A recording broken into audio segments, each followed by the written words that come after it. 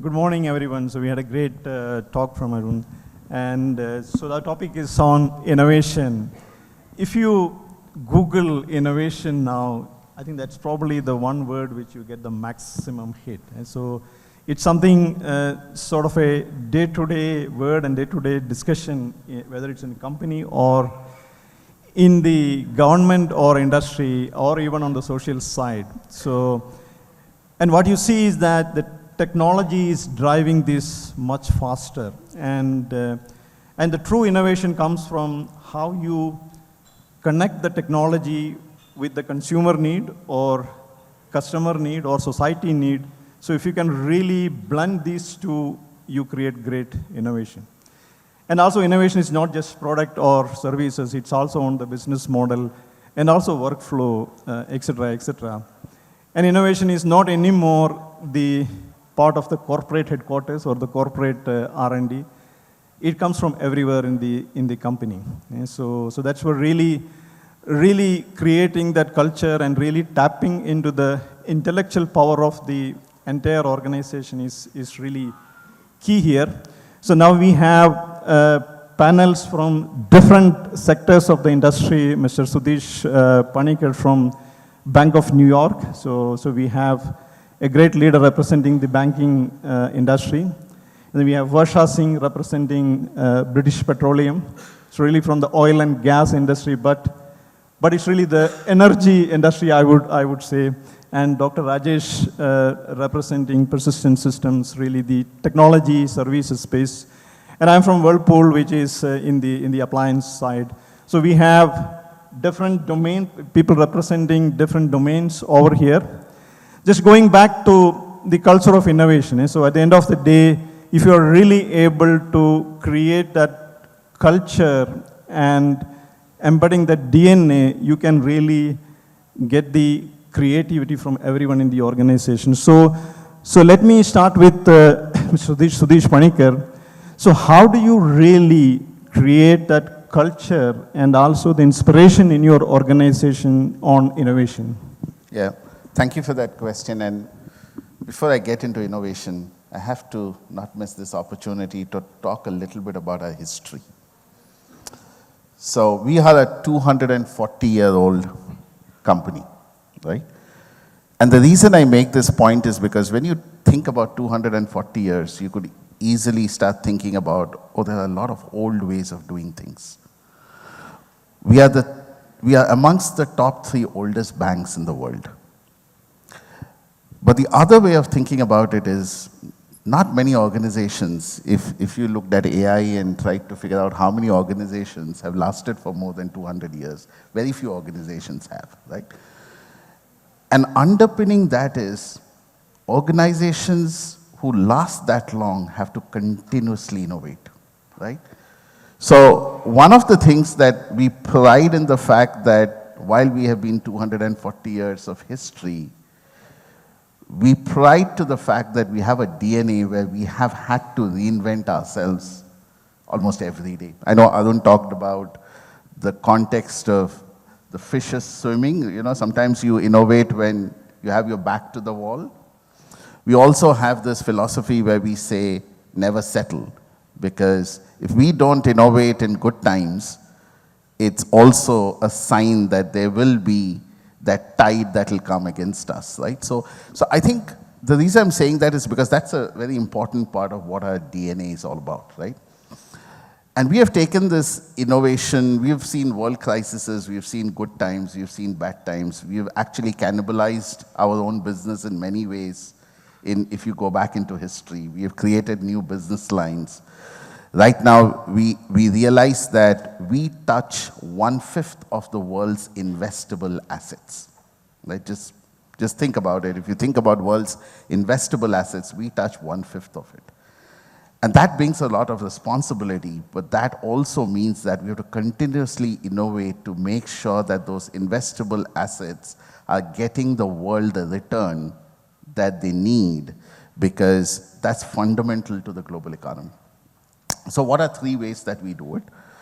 One of it is bottom-up innovation. I think Arun touched about an example of how you do the work, and there's a lot of opportunity, not just in the what you do, but in the how you do. And for us, the fundamental of that you do is bottom-up innovation. And we've created lots of structures within the organization which fuels and enables bottom-up innovation. So that's one.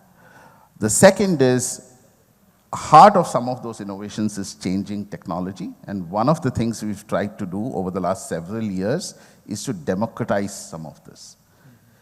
There's always a fear of technology taking over somebody's work. And what we are trying to do with democratization is to kind of get people to embrace some of this technology. And instead of thinking about, will it take away what I do, build that philosophy of saying, can it make us better, right?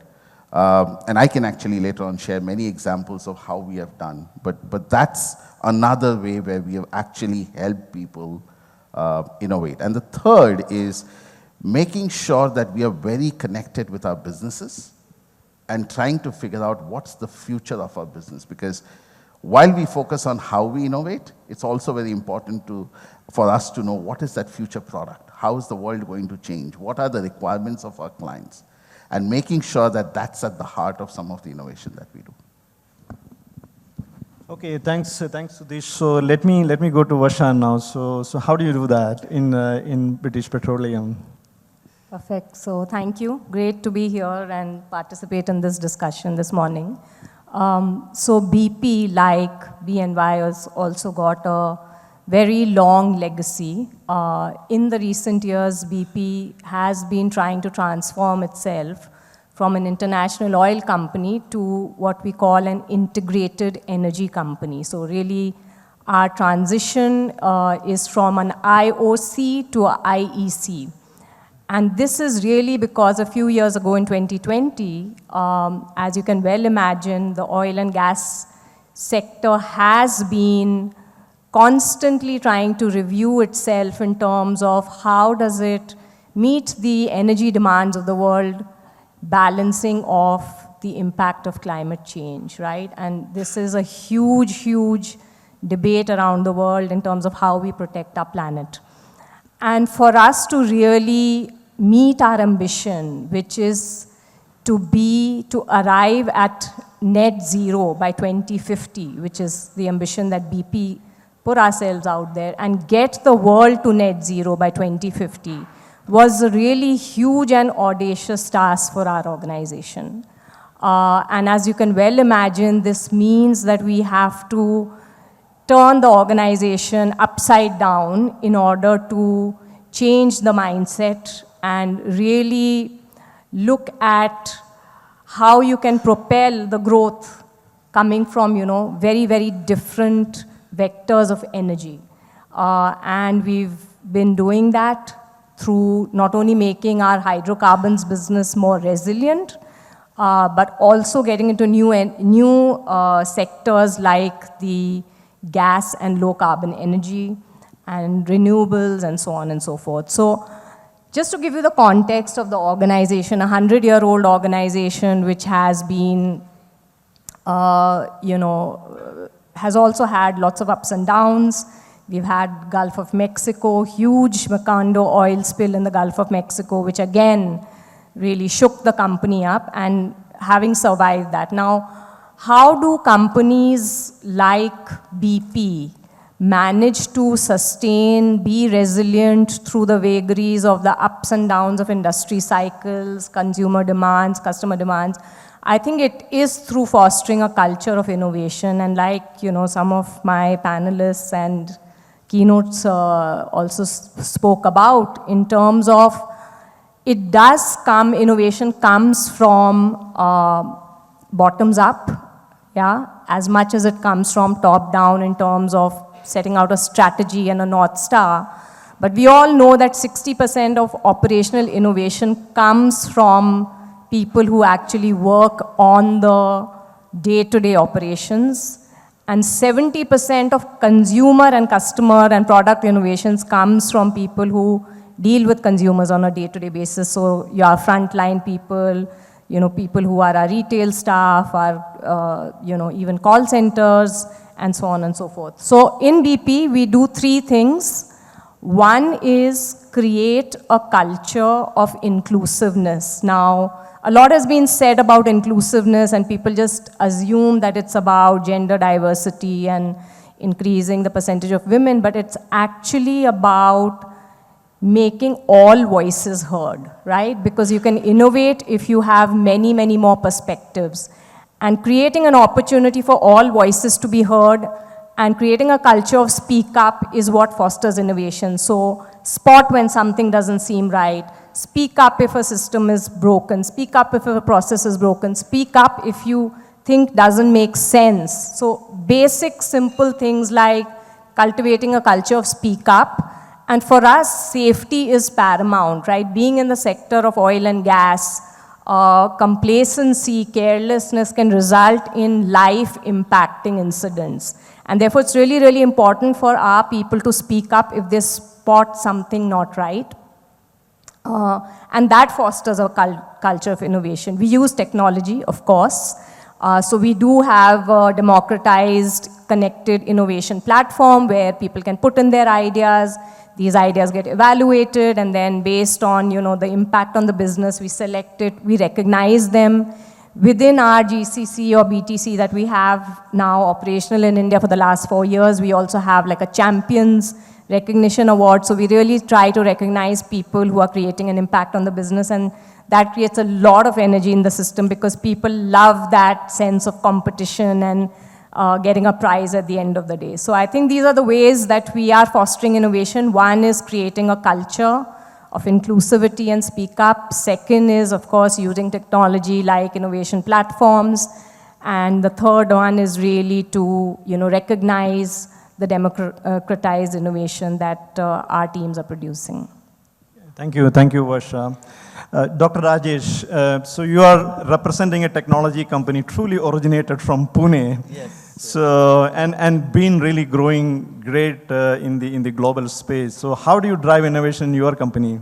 Yeah, first of all, thank you. As you all know, Persistent is a Pune-born IT services company. We take pride in calling ourselves a digital enterprise engineering and enterprise modernization organization. It's a $1.2 billion company as of today. And if you are investing in stock exchange, I'm sure you must have benefited from Persistent's ride. See, we are an IT services company. Our 70% of our team members are young, energetic people who have so many ideas. And we have to tap them. So we do 3 things. First, as Varsha said, it is very important to create a culture. Now, Persistent, one of the core value, we call it ingenious. That is, identify and promote innovation to create business and social impact. So we have innovation labs, we have ideation labs, design studios, where people can come together and really look at the problem. And as an IT services company, we have to innovate ourselves and we have to innovate for our customers too. So that is the first thing that we do. The second thing that we run one of the very prestigious hackathon. We call it Semicolon. And this Semicolon hackathon runs for 3 days consecutively. And we invite partners, customers, as well as competition. So a lot of people from Pune, other companies, IT companies come and join our innovation, because innovation can't be constrained. And we also have all the enterprises functions, HR, finance, legal, participate to solve their problems. So that event is something that we look forward to, to solve our problems. And third is we have to make a very conscious effort to solve customers' problems and do innovate. So we do have customer visits. So we have established what we call as a customer experience center, a design studio in most of our offices. So every customer visit, we purposefully induct or infuse an agenda for innovation workshop, and where we get ideas and then we can work upon it. We also conduct innovation days, ideation days in customer sites, where we call not just IT people, but also business people, because that's where the problems actually emerge, needs to be solved. And we conduct that. So in a nutshell, I think we are taking a very holistic approach of driving innovation within the company, as well as driving innovation for our customers. Okay, great. Thank you, Rajesh. So it's great to see that we have 3 people representing companies more than 100 years, and these companies really went through these years through innovation and reinventing themselves. And great company from our own Pune, making big inroads globally on the technology side. So when we talk about innovation, a lot of times, at least in my mind, it comes to the product side or feature, etc. But there's a lot happening on the process, service, or business model. So let me ask Varsha, can you give some examples from your industry on innovation in the space of either service or business model? Yeah, absolutely. So I think, technology is an enabler. We've all talked about that. But at the end of the day, what we're really looking to solve is a business problem or a customer problem. And that's where innovation really comes to play. It's a basic concept that you will get innovation by looking at inputs from people, process, and technology, right? So it's a combination of people skills, simplification and standardization of processes, and then application of technology so you can really get the right outcome. Now, within BP, and I'll probably talk a little bit more locally in our Business and Technology Center that we've established in Pune, the way we have been doing this is that we have actually established centers of excellence for our operations, our global operations, our global technology, as well as engineering here locally in Pune. Just in the last 4 years, we've ramped up our teams to nearly 3,000 people. And we have really focused on hiring a very different mindset of talent which is excited about transformation, which have a digital mindset, and want to take ownership of a business problem, right? So with this, we have just in the last 4 years managed to look at BP processes end to end in several areas. We started first with finance, right? And in finance, what we realized is when we started to look at business problems, we had things like duplicate payments, in accounts payable. We were paying our customers, we were paying our vendors sometimes multiple times, or incorrect payments and things like that. And what we realized is when we looked at our processes end to end, that we could actually see where the failure points were.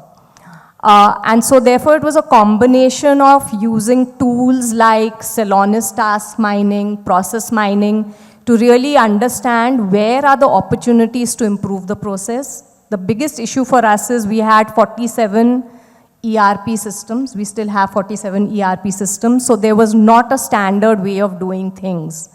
So we addressed that by actually establishing roles in our Business and Technology Center called Global Process Owners.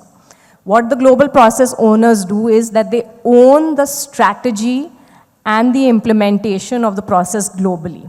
Yeah?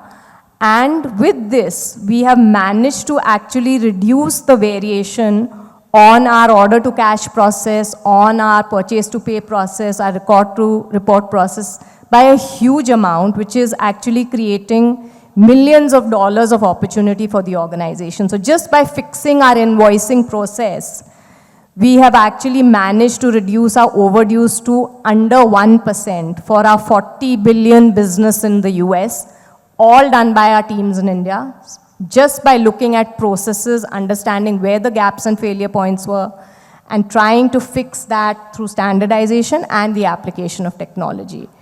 So I think it's the adjacency of people looking at it from a business problem or a customer problem, looking at the process, looking at process variations, and then applying the right set of technologies. Of course, we've gone on a platform-based approach as well. So we are standardizing our platform, and that is then creating further opportunities for improvement in our outcomes.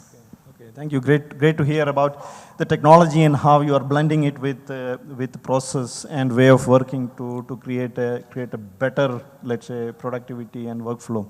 So on the technology, when we talk about technology, blockchain is something which we hear a lot in the context of banking and fintech industry. So how is blockchain really driving the innovation in the banking industry, and what is the future? Yeah, it's a question that comes up very often. And I think if you look at the financial services, I'll talk about two specific examples where we at BNY are investing a lot. We see that there's a future here, and we believe that we can create capabilities that will help the world. So the first one is creating a capability around digital custody. Now the underpinning, we do believe that there's a requirement for digital custody. The underpinning currencies could be whatever they are, right? So that's something, as an example, we're using some of these technologies to create a capability. It's an active piece of work that we are working with different market players across the globe. We are working with the regulators across the globe as we actually think about this capability, because we do believe that this requirement will be very pervasive in tomorrow's world. So that's one example. The other example that we've begun some work on is the whole concept of tokenization and asset-based tokenization, whether you think of it in the context of a loan or whether you think of it in a context of any kind of asset, right? And that's one space where we are actually investing to kind of create some capabilities, market-leading capabilities. But these are two specific examples where we at BNY are quite invested in. But if you step back and look at financial services, you will hear about the usage of blockchain technology and some of the prospects, for example, in a trade settlement process, right? There's a lot of conversation around how you can bring some of these technologies in a trade settlement process, how you can bring some of these technologies in a trade finance kind of an ecosystem. So there's a lot of work happening in different organizations in financial services trying to explore this. You also hear about this concept of 24/7 cash movement across the world. Again, a great example where some of the blockchain technologies can be used. And you hear about a lot of non-traditional financial services players really exploring this and trying to scale this. So those are some of the interesting things specific to, if you think about blockchain, that's been on the anvil and that probably will come through over the next couple of years. And again, the idea is how do you scale it, right? So there are lots of small examples of these implementation and limited networks. The idea is how do you scale this and do this more globally? Okay, thank you. Thank you for demystifying how blockchain is impacting this, your industry. So you had a lot about emerging technologies like IoT, AI, Gen AI, and also digital twin, and we have a session about digital twin later on today. So these technologies are quite popular everywhere, and one thing which always comes to the industrialists is how do you really commercialize and create value from it. So Dr. Rajesh, I would like to hear from you, what are your thoughts on really commercializing this technology and really creating value from these technologies for the company? Yeah, thank you. And see, these technologies are not new. You know, AI has been there for the last 30 years in some shape or the form.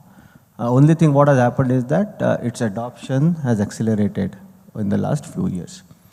Now, every company keeps saying that I want to adopt and infuse AI in everything, but that doesn't really work. Our experiences working with various customers is that when there is a specific problem, very focused problems that needs to be solved, I think companies are getting better benefited. So let me give 3 examples because I work with a lot of customers. So we are working with one of the leading lung cancer diagnostic company in the United States. Now what we did is we infused AI on top of their imaging process. So all the images that we get, we put an AI model on top of it. And as a result of that, they were able to reduce 70% processing time for the analyst to really diagnose the cancer. And we improved 60% accuracy, both in terms of false detection as well as early detection. So when a specific problem is identified and apply AI for that, the benefits and impact is far more. The second example, combination of IoT and AI, let me give you. There is a sports analytics company. They provide services or consulting to athletes. And what they do is they take data from all the sensors and IoT, from their bats and shoes and balls and golf equipments and whatever it is. And we adopted an AI model on top of it. And now the athletes and their coaches can personalize the training for those athletes. So this is another example that where multiple technologies adopted and implemented for a very specific solution can give phenomenal results. Now, one thing I would like to say is that AI is of no use unless you have the right data. And that is the biggest problem in every company, especially when the companies are, with long history of business, their data. Like you talked about 47 ERPs. It's very common. So we work with a company where we took this data from a very similar size ERPs and really created a good data backbone. Embedded AI into that. So now their processing time, their data accuracy, their ability to provide data for business users has improved a lot. So this is one more example where AI and Gen AI is really helping to solve very specific business problems where we are engaged in. Okay. Thank you, Dr. Rajesh. So if you look at, we have many GCCs or global capability centers in India, and most of them are really going into the stage where they are truly the transformational hub for the enterprise. And that also goes back to the innovation power of these centers. So how does your own GCC drive innovation for the global? So let me start with Varsha. Yeah, so I think we are one of the newest kids on the block. We really started super late, and I keep reminding my organization that we are 20 years too late. We started our journey 4 years ago, which is also a great advantage for us, because we can then accelerate our journey just by learning what other companies have done in the past. But we don't have 20 years to get to where the rest of the GCCs have got. We have a very, very accelerated time scale, which means that we need to be transformational by design. And when we set up our GCC, it was very much an expectation that this is going to be a transformation engine for a wider organization. And I'm really, really proud and pleased to share, not just for BP, but for Pune, that we have now got an ambition to go up to 10,000 people in the next few years. So we're going to double our capacity. We started in 2021. We are now 3,500 people. And it's not about the number of people. It's about the quality of the roles that we are actually building here in Pune, which is impacting our global organization. So the way we are driving innovation is by design. We've set it up as a hub for transformation, which means we have core operations, we have technology, but we also have engineering. We have core engineering for our oil and gas business. So we employ data scientists, geologists, subsea, surface experts, and so on. And then with the adjacency of technology, really help to transform end-to-end processes. Now we are also transforming the operating model of the company, right? Because by making our GCC the fulcrum of the rest of the organization, which means that we are actually moving roles which are currently performed in much higher cost locations.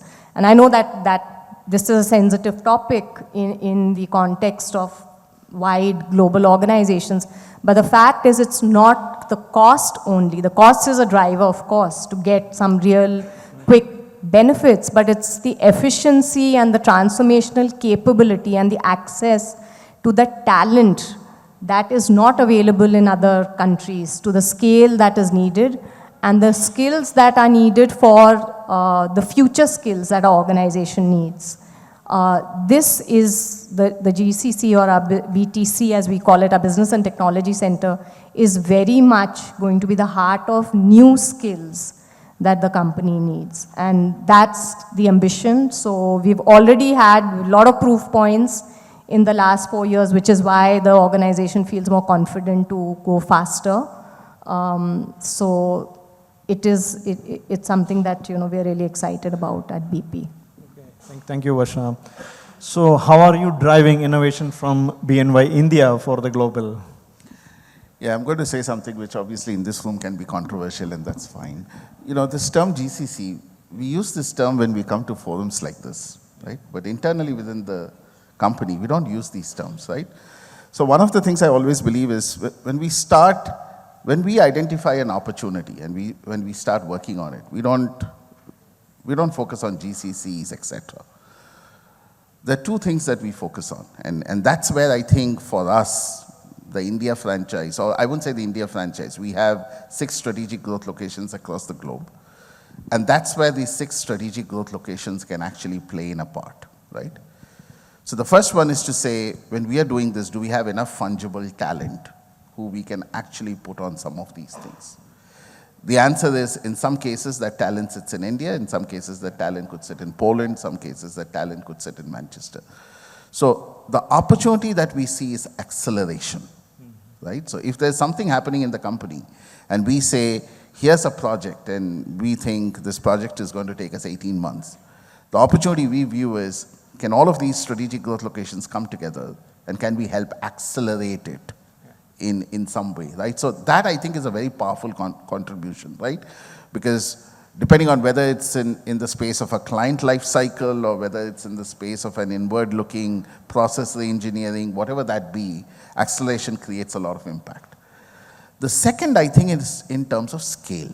And when I say scale, I don't mean the number of people. Like Varsha said, number of people is not the scale denominator. We, in BNY, for us, India is perhaps one of those few locations across the globe where we have product, engineering, business, and operations all sitting together. And we believe that scale can accelerate outcomes because we have the opportunity to, of course, as we did some of this exercise, we realized that we don't have as many product roles as we would ideally like to have, and therefore that's a focus. And we are trying to grow more product roles in some of our key locations across the globe, right? But assume you do that, that then creates an ecosystem where you can actually bring all of these people together, get them in a pod, co-locate them, and really drive stronger outcomes. And I think that's the opportunity. So those are the ways we think we can create impact, right? So again, when we start something, we don't think GCCs or we don't think strategic growth locations. We really think about what are the levers, how can we accelerate, how can we amplify some of the impact. No, that's a great perspective. And that's how most of the companies are looking at the locations, different places. It is a strategic location in one of the country. So, Dr. Rajesh, so it's a true Pune-originated company. So, what are the innovations you are driving for the local society or the local country? Yeah, so, let me address your question in 2 forms, correct? One form is, what are we doing as a company for our local generation? So, through Persistent Foundation, correct, we are engaged in a lot of work where we provide and support the upcoming NGOs or companies with a social cause with our IT services help. So let me give an example. There is a very interesting company that came to us. We have so many government schemes, but people are not able to take advantage because they don't know, correct? And this company facilitates and acts as a link between government schemes and poor people. And we are trying to help them on our IT services. So that is one way of helping. We are also establishing one of the largest open university for Government of India, where today there are 3.9 million subscribers and 10,000 courses available, which is enabled by us. So that's the way we are helping. But we are also helping bring more GCCs to Pune. And let me give you one case study very recently, and Vijaya from NASCOM helped us convince that customer. See, that customer is a chip manufacturing in the United States, a $3.5 billion company, very old. Now they want to really accelerate with all the chip manufacturing in India as well as in globally. They want to get to a $10 billion company. And the first question is, how can you do that? How can you do the digital transformation to support 10 billion? And the CEO of that company said, let's go to India. Because India is no more considered as a cost advantage or just the scale for developers. It's actually where the innovation can happen. And so they are establishing a GIC in Pune. They call it Global Innovation Center, not the Capability Center. and they were contemplating with various places, and we were able to convince them to come to Pune. So adding it to the Pune, the society and Pune ecosystem from the growth perspective. So I think there is a lot that can be done and can be done in India market. I would just conclude saying is that in the recent Dreamforce event, Mark Benioff clearly said it's a rising Indian era where all the innovations can be and will be fueled through India ecosystem. So I think we have a very, very bright future in coming our way. Okay, thank you, Rajesh. So let me open up for questions from the audience. Any questions from the audience? Oh yeah, there is this one. If you could pass on the mic. We need one mic. Okay. Thanks for the first question.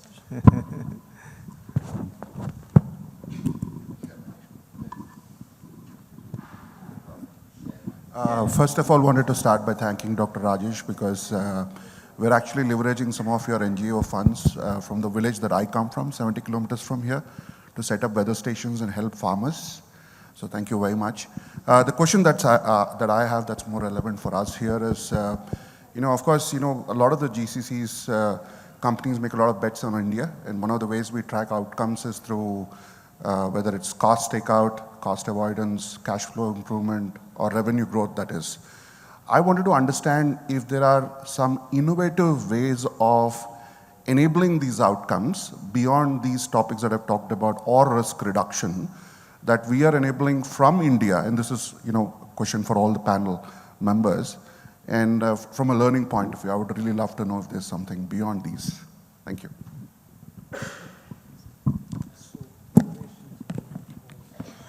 Yeah, so maybe I can start and do lead in, right? So if you typically look at GCCs, and I talk about this a little bit, which side of the P&L do you play, right? And most GCCs play on one side of the P&L. And I think the opportunity is to play on the other side of the P&L, right? Because that's where you can amplify impact, you can create client outcomes. I think there are lots of examples, and I think with the help of NASSCOM, we can certainly share examples of how many GCCs are actually playing on the other side of the P&L. They're creating products from here, serving different global markets. They are actually trying to build new solutions for clients for nearshore markets, right? They are actually trying to solve coverage kind of issues, penetration kind of issues, increase throughput, increase wallet share. So there are many, many examples.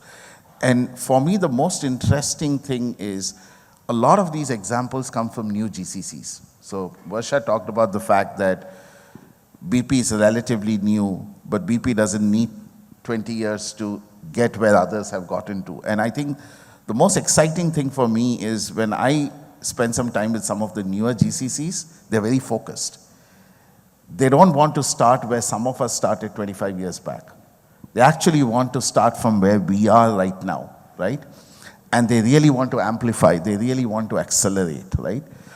So again, happy to share lots of examples. Some of it is a little proprietary, so in smaller conversations, we can actually share with some of our partners. But really, with NASSCOM, we are trying to really understand what some of the GCCs are doing, and there's some very powerful work that's happening on the right-hand side, on the other side of the P&L. Thank you. So looking at the time, we can take one more question.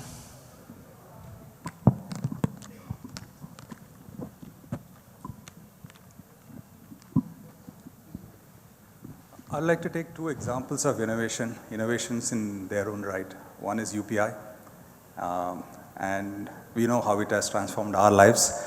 And the second is search pricing in cab hailing, ride-hailing companies.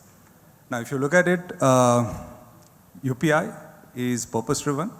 It helps the wider society.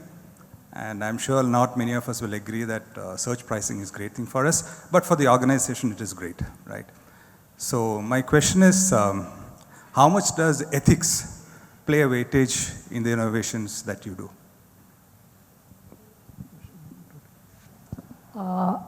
Again, I think, culture is key, right?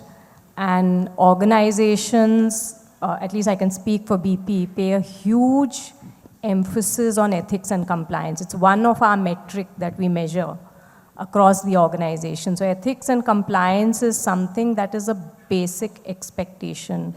So it's not, it's the how we do business is really important for us. And I think in BP, we are guided pretty much by that. The quality of the business that we do is not only on the profitability, but it is definitely in terms of the boundaries of what our code of conduct and our ethics and compliance guidance is. But I can see where your question is coming in terms of commercialization and innovation versus what might be, gray areas in terms of, what might be perceived as ethics. Now, particularly if you look at surge pricing, I mean, my take, just my 2 cents on surge pricing is price, when you studied your economics, price is really what the market is willing to bear. And surge pricing works because there's some customers who are willing to pay that price for the urgency. And that is just a way of personalizing your product pricing. So it's innovation to an extent, but yeah, it doesn't treat every customer the same. And customer segmentation is not something unusual in industries. All industries steer their customer based on, the wallet of the customer. So it's an interesting one. Happy to see if there are any more perspectives. In interest of, I will just say that as an IT services company, we see tons of customers, we interact with them. But most of the customers are very concerned and focused on responsible use of AI. And there are internal functions that govern that in each and every company. So I think we can be rest assured that most of the industry will adopt AI in a very responsible manner. Thank you. Thank you, panelists. Great discussion on innovation, really starting from technology and the culture, as you all talked about bottom-up innovation and the top-down, let's say, initiatives. Really, really great to see the perspective from different industry. Thank you all once again, and thank you for the